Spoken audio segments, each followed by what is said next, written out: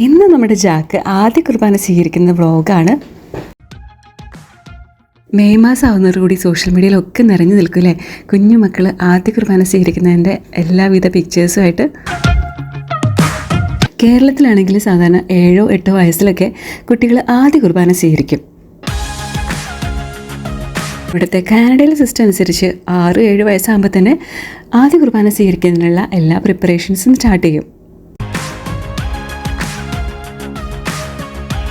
അപ്പോൾ first holy കമ്മ്യൂണിയൻ്റെ ആദ്യപടി എന്ന് പറയുന്നത് കുമ്പസാരമാണ്. അപ്പോൾ പാപങ്ങളൊക്കെ ഏറ്റുപറഞ്ഞ് കുമ്പസാരത്തിലൂടെ ഒരു കുഞ്ഞ് ഹോളി കമ്മ്യൂണിയൻ സ്വീകരിക്കാനായിട്ട് പ്രിപ്പയർ ആവുന്നു. ചുരുക്കത്തിൽ ആദ്യ കുർബാന എന്നത് ഒരു കുട്ടിയുടെ ആത്മീയ ജീവിതത്തിലെ വലിയൊരു കാൽവെപ്പാണ്.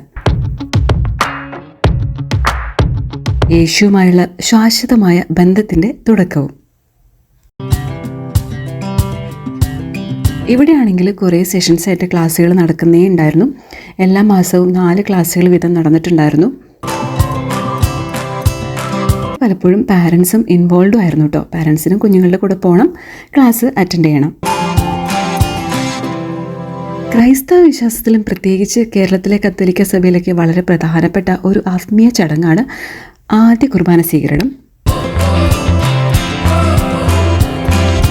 അപ്പത്തിൻ്റെയും വീഞ്ഞിൻ്റെയും രൂപത്തിൽ കുഞ്ഞുങ്ങൾ യേശുവിനെ അറിയുന്ന നിമിഷം.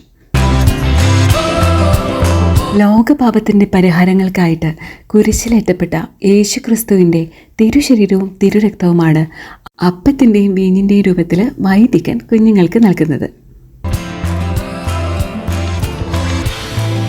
ഓരോ ദിവ്യബലിയിലും നമ്മളിത് സ്മരിക്കുകയും ചെയ്യുന്നു. ഇതിൻ്റെ ഇമ്പോർട്ടൻസ് എന്ന് പറയുന്നത് കുഞ്ഞുങ്ങൾക്ക് യേശു ക്രിസ്തുവിൻ്റെ തിരുശരീര രക്തങ്ങൾ, അതായത് അപ്പവും വീഞ്ഞും ആദ്യമായിട്ട് പങ്കുചേരുന്ന ഈ നിമിഷത്തിന് വലിയ ആത്മീയവും സാമൂഹികവുമായിട്ടുള്ള അർത്ഥതലങ്ങളുണ്ട്. ഇതൊക്കെ ഒരു വലിയ കുടുംബ ആഘോഷമായിട്ടാണ് നമ്മളൊക്കെ ഇന്ന് ആഘോഷിക്കുന്നത്. ശരിക്കും അങ്ങനെ തന്നെ വേണം. ബന്ധുക്കളെയും സുഹൃത്തുക്കളെയൊക്കെ ക്ഷണിച്ച് കുർബാനയ്ക്ക് ശേഷം നമ്മൾ വിരുന്നുകളൊക്കെ നടത്താറുണ്ട്.